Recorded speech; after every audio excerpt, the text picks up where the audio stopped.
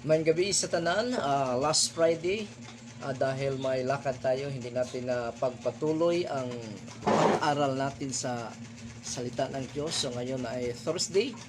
Ngayon po ay ating ipagpatuloy ang pag-aral natin sa written word of God, kung saan dito tayo sa Luke chapter 10 verses 25 to 37. 37. Luke chapter 10 verses 25 to 37.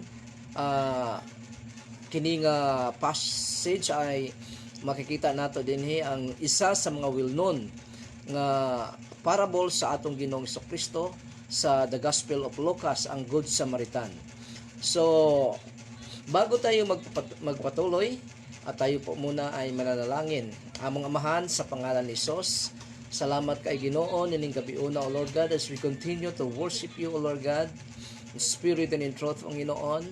Pinaagi sa pagtuon sa imong pulong, Lord God.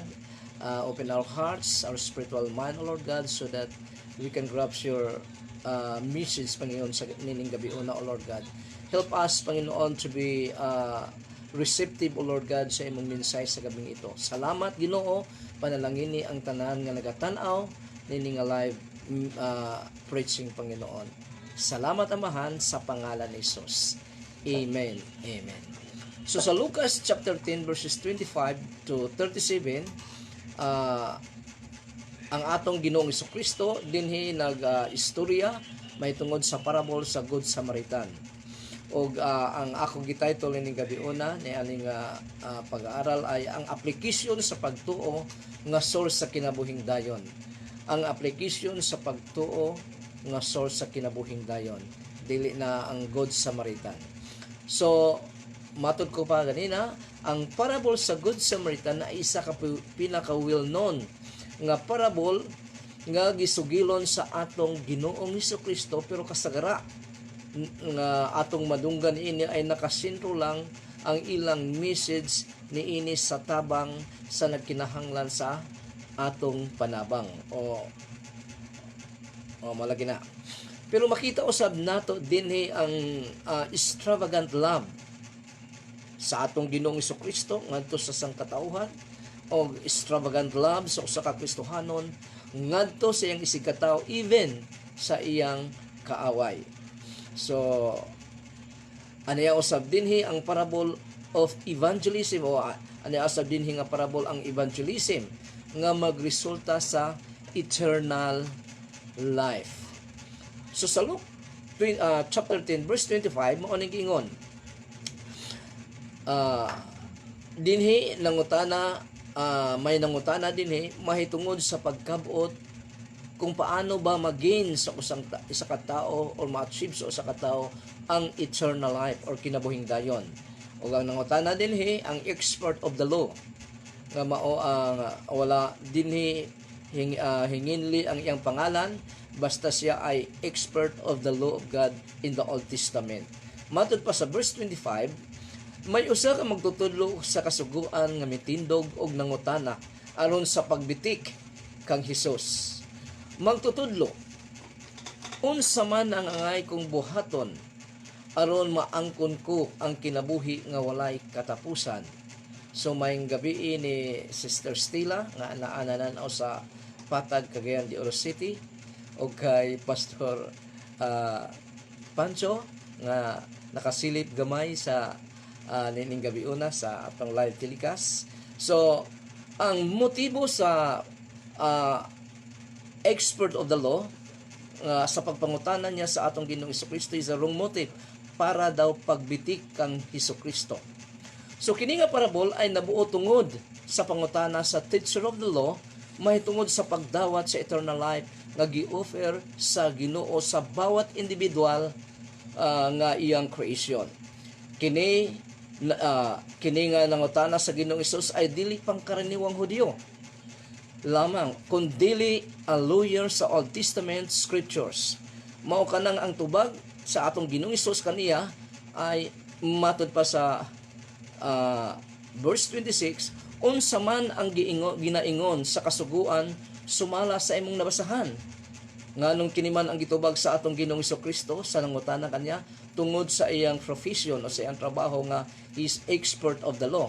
So normal lamang nga mo ekspekta ang usa ka tawo labi na gyud sa atong Ginoong Kristo nga gipangutana ni expert of the law nga nakahibalo siya sa balaod sa atong Ginoong Dios sa Old Testament dahil maumang kini ang iyang trabaho. Matud ko pa, ang motive sa pangutana sa lawyer of the law of God ay para pagbitik sa atong Ginoong Hesukristo. So sa verses 26 to 27, ang tubag sa pangutana sa lawyer of the law is the greatest commandments of God sa usa ka tawo. So mitubag si Jesus kaniya, verse 26. Unsa man ang ginaingon sa kasuguan sumala sa nabasahan mo o sa nabasahan mo, sa imong nabasahan. Verse 27, mitubag ang tao, higugmaa ang Ginoo nga imong Dios sa tibuok mong kasing-kasing, sa tibuok mong kalag, sa tibuok mong kusog ug sa tibuok mong hunahuna, ug higugmaa ang imong isikataw sa paghigugma, sama sa paghigugma mo sa imong kaugalingon.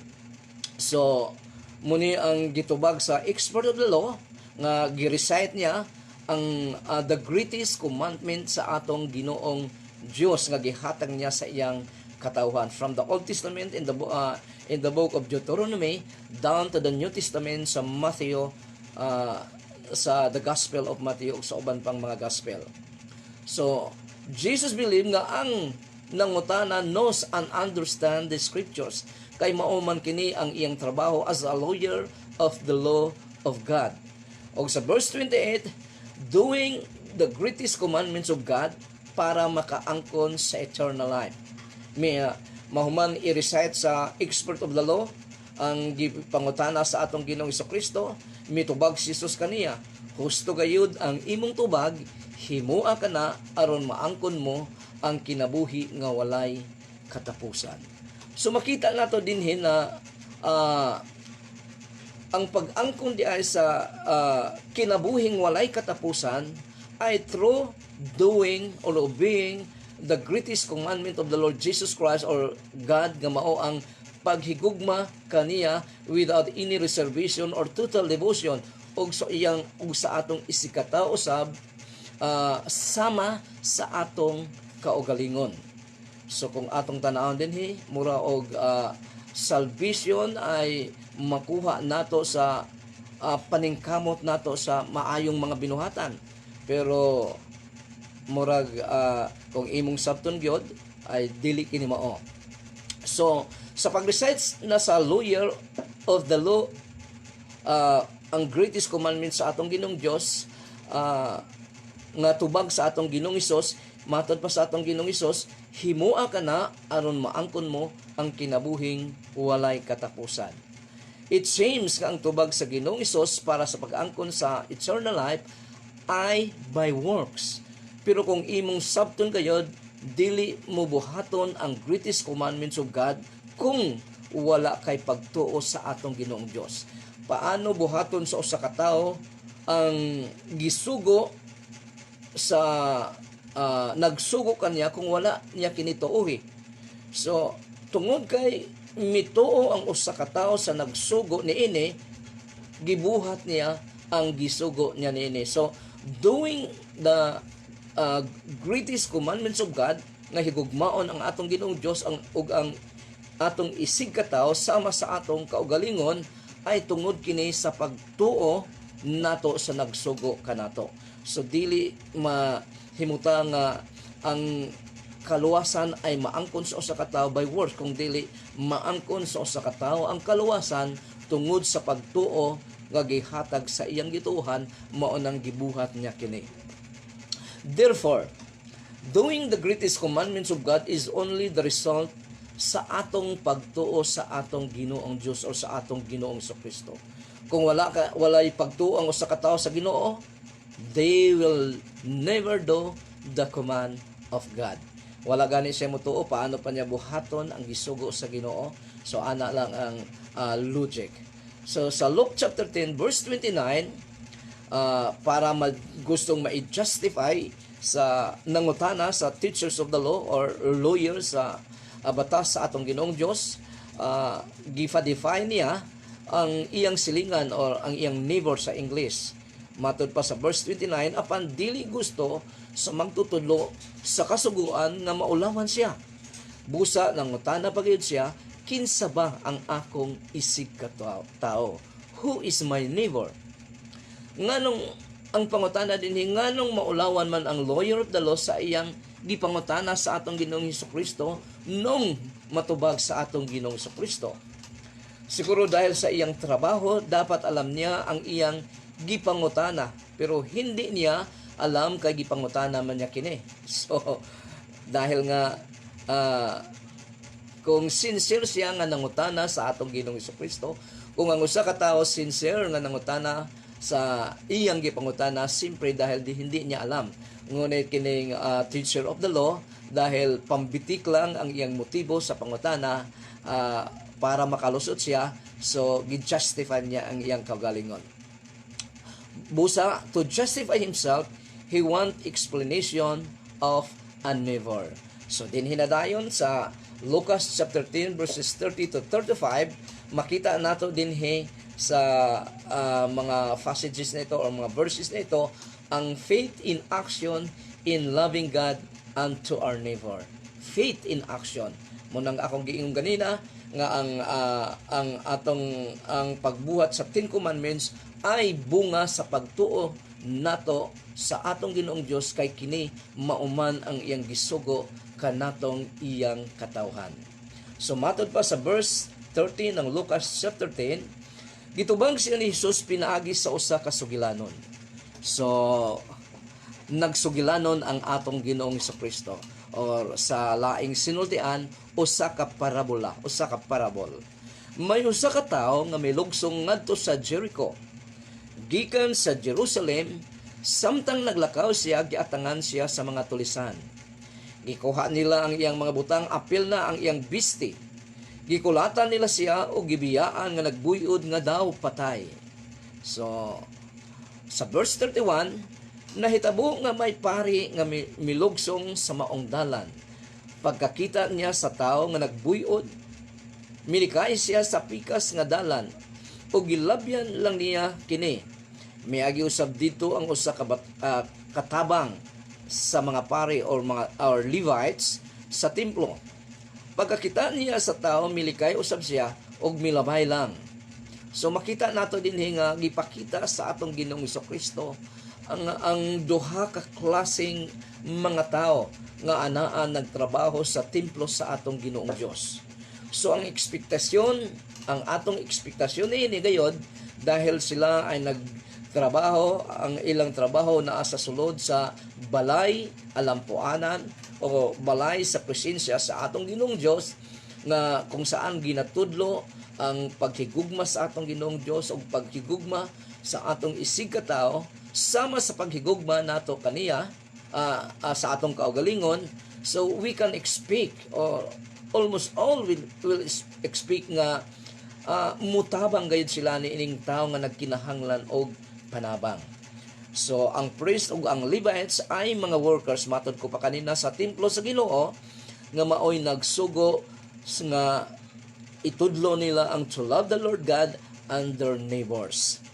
Praise and Levites are expecting nga maoy mutabang sa tao nga himalatyo na, because they are the one who teach the people to love God and to their neighbors. But there's no reason here kung nganong wala nila tabangi ang taong nagkinahanglan sa ilang panabang. So makita lang ginato din nga wala lang sila wala sila kaluoy, wala sila pagbati nga mutabang nining tao nga nagkinahanglan sa ilang panabang. They are not obeying the command of the Lord Jesus Christ or the command of God nga dapat nilang pagabuhaton, labi na kay sila anaa sa balay alampuanan sa Dios. So kung atong logic ini nga kahimtang sa pari o sa Levite, sila ay dili pa mga luwas nga anuman, they have no eternal life nga anuman, dahil wala nila buhata ang kagustuhan sa atong Ginoong Dios nga pinakaimportante gayod. They are practicing they are professing man or men of God nga naa nagtrabaho sa templo sa atong Ginoong Dios. So, matod pa sa James or Santiago chapter 2 verse 18, apan dunay mo ingon, ikaw may pagtuo ug ako may mga buhat. Ang ikatubag ko mao kini, pakita ko sa imong pagtuo nga walay buhat ug pakituon ko ikaw sa akong pagtuo pinaagi sa akong mga buhat. So, makita nato dinhi nga gipakita sa atong Ginoong Dios through or Ginoong Jesucristo through Apostle James nga ang iyang binuhatan mao ang fruit nga duna siya pagtuo sa atong Ginoong Dios. Dahil duna siya pagtuo, miresulta kini sa iyang maayong binuhatan. Matod pa ni Apostle James kay ang iyang giignan dinhi mga Kristohanon man sa iyang kapanahonan. Balikon ko ang James chapter 2 verse 18, apan dunay moingon, ikaw may pagtuo ug ako may buhat. Ang ikatubag ko mao kini, pakita ako sa imong pagtuo nga walay buhat ug pakiton ko ikaw sa akong pagtuo pinaagi sa akong mga buhat. Umayong gabi ni Janalaine Macahilos Pontillar, kamag-anak ko ni dahil Macahilos ang apelido. So, mayong gabi tawag ani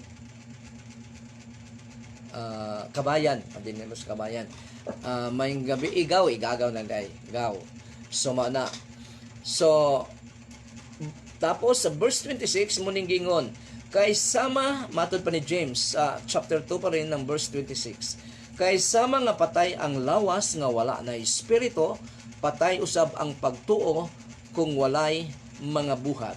Sa madaling sabi, ang naghatag og kinabuhi sa atong pagtuo bilang nagatuo sa atong Ginoong Jesucristo o sa atong Ginoong Dios mao ang atong mga maayong binuhatan. Kung wala kitay maayong binuhatan, simple patay ang atong pagtuo or wala kitay pagtuo sa atong Ginoong Jesucristo. Doing good works is the result of our faith.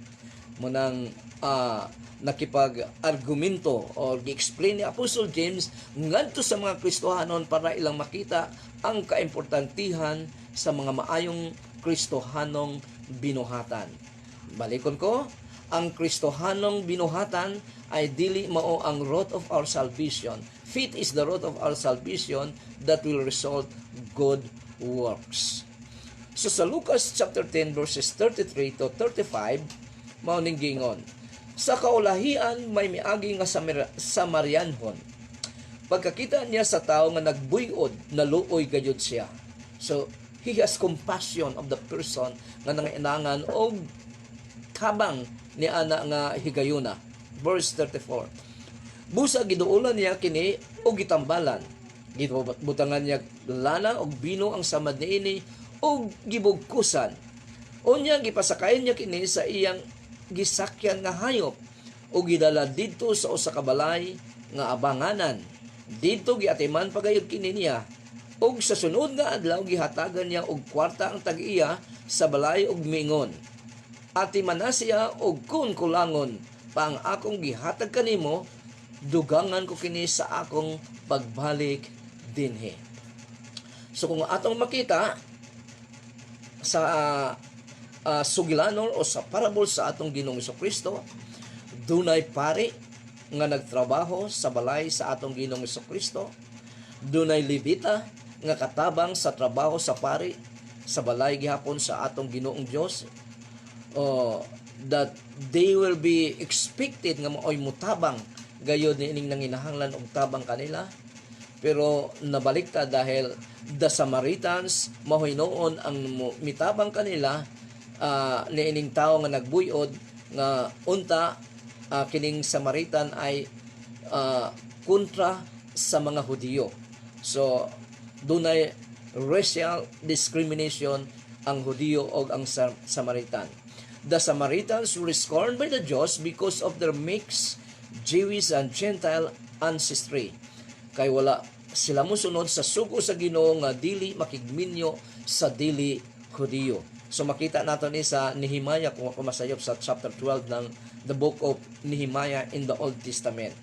So magkontra gini sila dahil kining Samaritans ay mga mistiso Hudiyo nga mga Hudiyo sila nga nakapangasawa o nagminyo sa dili mga Hudiyo. Mixed Jews and Gentiles o mistiso. Sa John chapter 8 verse 48, gihulagway sa atong Ginoong Kristo o sa atong Ginoong Dios ang pananaw sa mga Hudiyo sa mga Samaritano. Matod pa dinhi sa John chapter 8 verse 48, mitubag kang Hesus ang mga kadagkuan sa mga Hudiyo.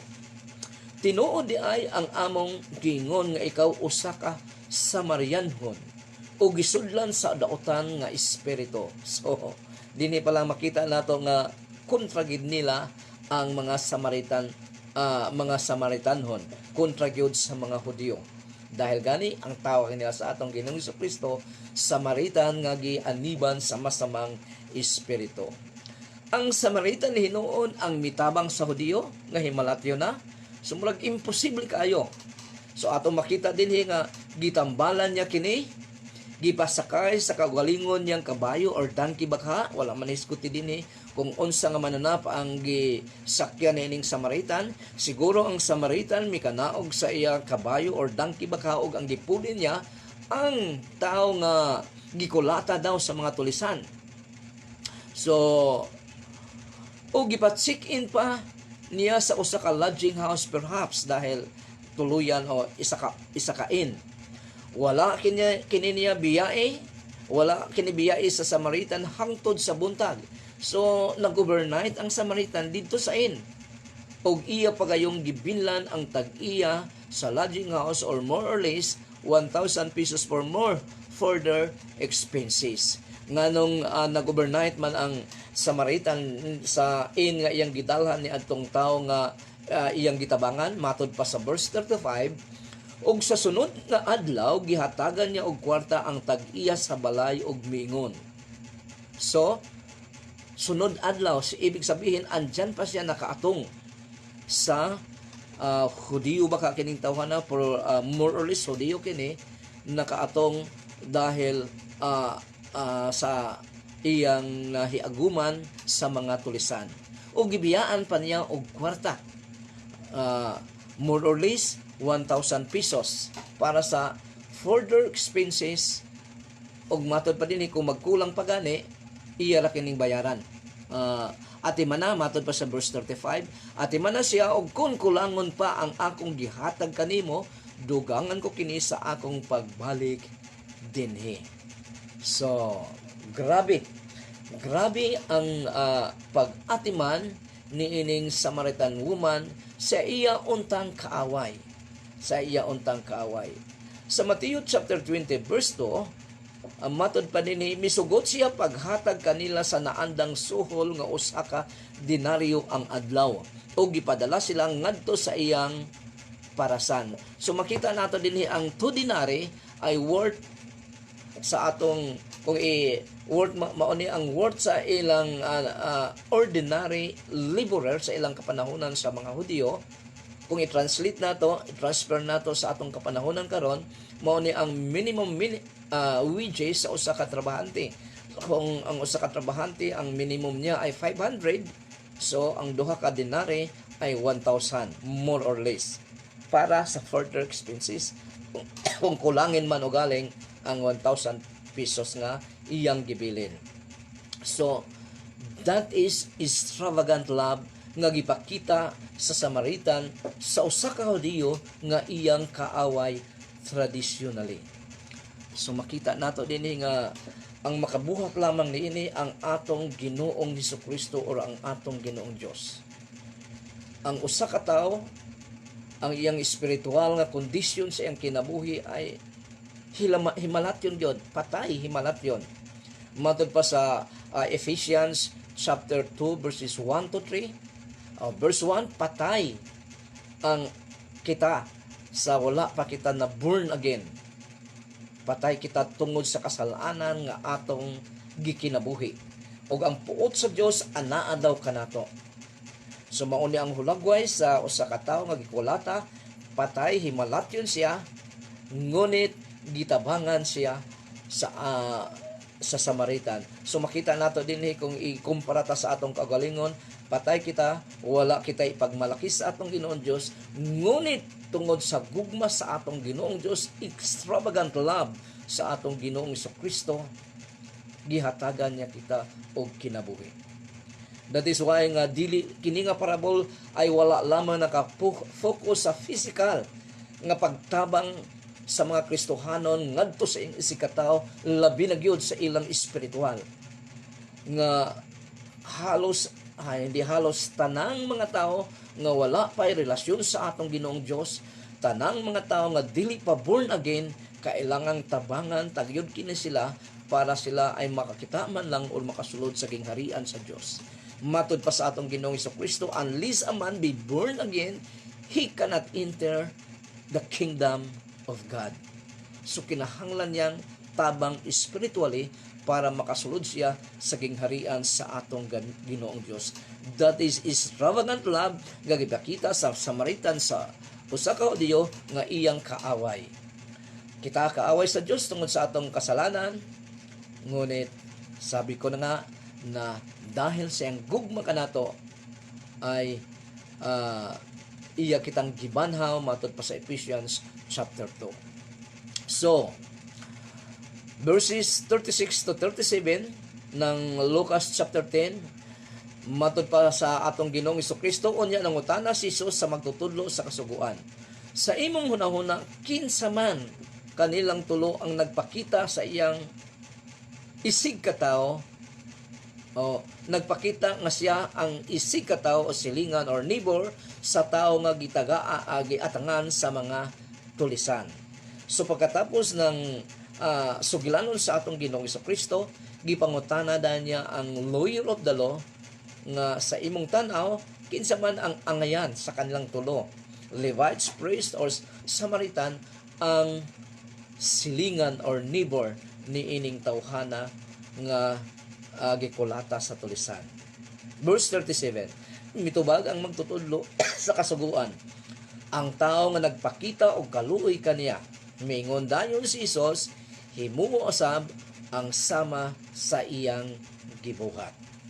So, do the love in action ay resulta kini sa atong pagtuo sa atong Ginoo. One of the plain teaching of the parable is that a person, like the Samaritan, should help others in need. Kinahanglan gyud. Matod pa sa Lucas chapter 10 verse 37, mitubag ang magtutudlo sa kasuguan. Ang tao nga nagpakita og kaluoy kaniya, mingon dayon si Jesus, himuang usab ang sama sa iyang gibuhat. If one has the heart of a neighbor, he will see and help a neighbor spiritually and physically. Nganong doon na may spiritually din matod ko pa kanina, dala na kini sa evangelism. Gustong ipakita sa atong Ginoong Kristo sa lawyer of the law nga without doing what he teach in loving God and loving his neighbors, ay dili gid siya makaangkon sa kinabuhing dayon. Gisupak niya ang greatest commandment sa atong Ginoong Dios, to love God and to his neighbor sama sa iyang kaugalingon. So tungod niini, matawag nato ni og personal evangelism, ngunit may mga kasama niya siya niini dahil dunay crowd. Evangelism kini sa nakadungog sa atong Ginoong Kristo nga dili lamang sa istorya lamang, kung dili application ang dapat buhaton sa usa ka Kristohanon. Na kung nag-ingon kita nga kita ay tinuod nga Kristohanon, makita kini sa atong mga binuhatan, sa atong mga batasan o sa atong mga inistoryahan.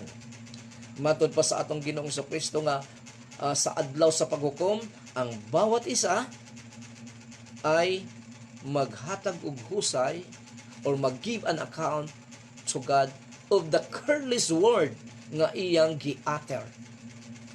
Sumunang magbantay kita sa atong mga sinultian, labi na katong sinultian nga makapasakit sa atong isang katao.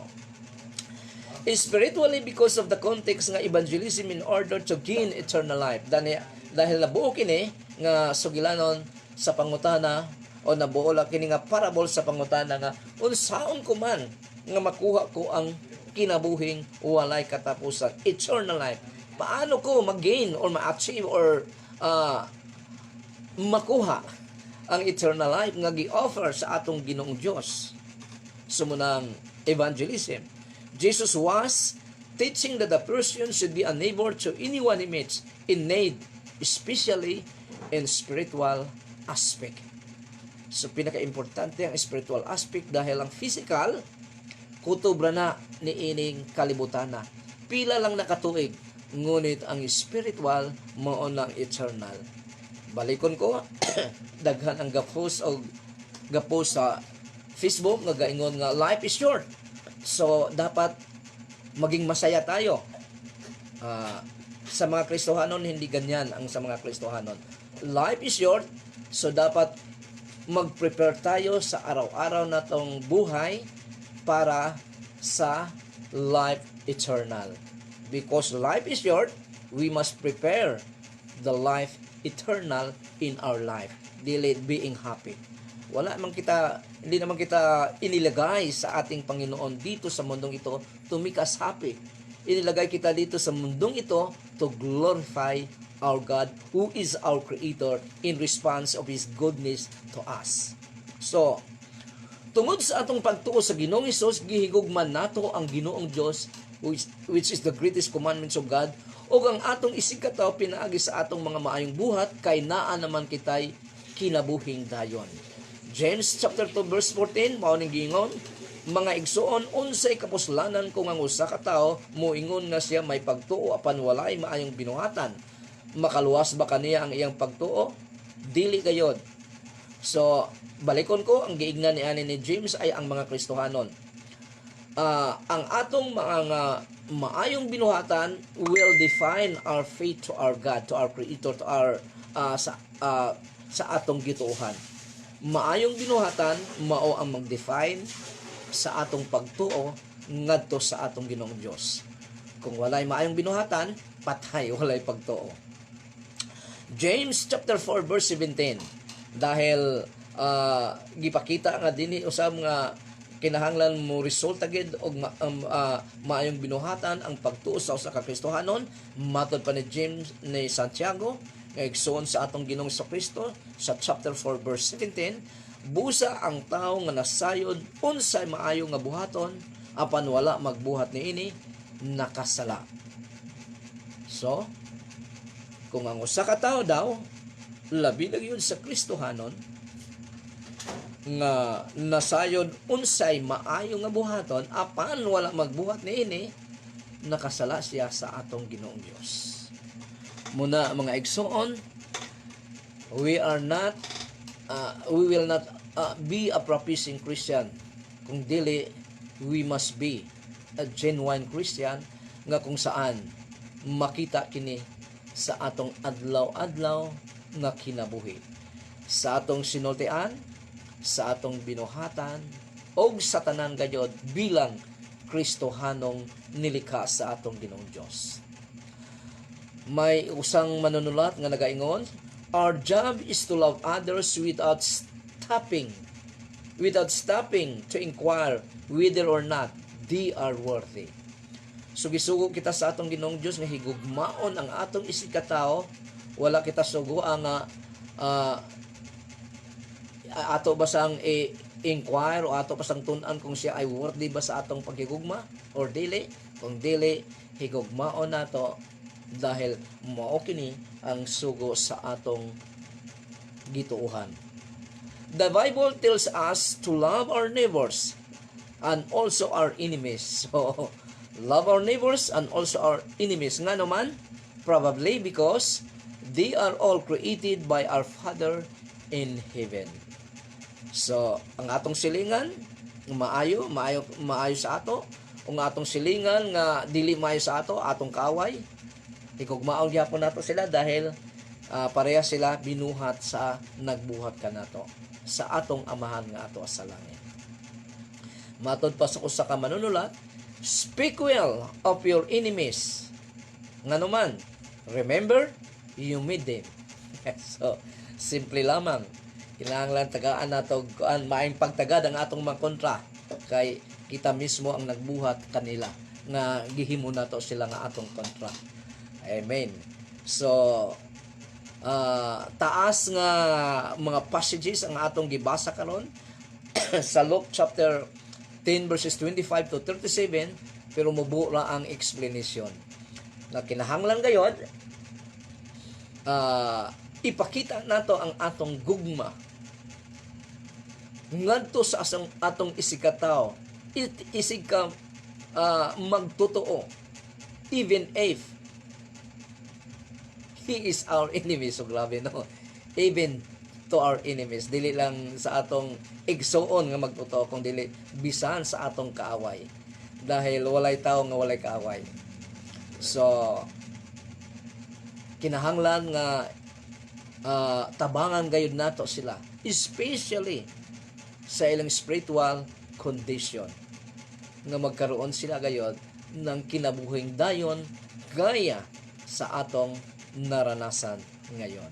So, maayong gabi sa tanan, o salamat sa inyong pagpananaw, sa tanan pang makatanaw na ini. Kung mawala man kini sa Facebook, sa atong gitun-an karong gabi una, about sa Samaritan, about sa Good Samaritan, nga kung saan ang akong gi-title nini, ang application sa pagtuo nga source sa kinabuhing dayon. Meron doon na kita YouTube channel, personal channel, Edwin Macahelos, o andoon makita mo roon, dahil minsan ang Facebook ay ginairis na nila ang atong ginapost. O daghang kaayong salamat sa tanan nagatanaw, o tapuson nato kini sa mga pag-ampo. Ang mga mahan sa pangalan ni Jesus, salamat kay Ginoo ning gabi una, O Lord God. Salamat sa imong mensahe, O Lord God, sa bawat isa kanamo, Lord God, sa among dealing with our neighbor, even our enemies, O Lord God, helping them, O Lord God, especially in their spiritual life, Panginoon. Help us, O Lord God, dahil apart from you, Panginoon, we can do nothing, O Lord God. Sa imong grasya lamang, Ginoo, kami makahimo, O Lord God, sa imong empowerment lamang, Ginoo, through your Holy Spirit, O Lord God, mahimo namo ang imong kabubuton kanamo, O Lord God. Busa kinahanglan gid namo, Ginoo, ang imong tabang. Panalangin ni, O Lord God, ang tanan nga nagatanaw o makatanaw pa, Ginoo, niini nga pagtulon-an amahan. Salamat kay Ginoo. Bless them, O Lord God, according to their needs, Panginoon, especially in their immediate needs, O Lord God, in Jesus' mighty name. And bless them, O Lord God, according to their faithfulness diha sa iyo, amahan. Purihin ka, Panginoon. And the Lord will bless you and keep you. The Lord make His face shine upon you and be gracious to you. The Lord lift up His countenance upon you and give you peace. Ug ang tanang mga anak sa Dios magaingong Amen.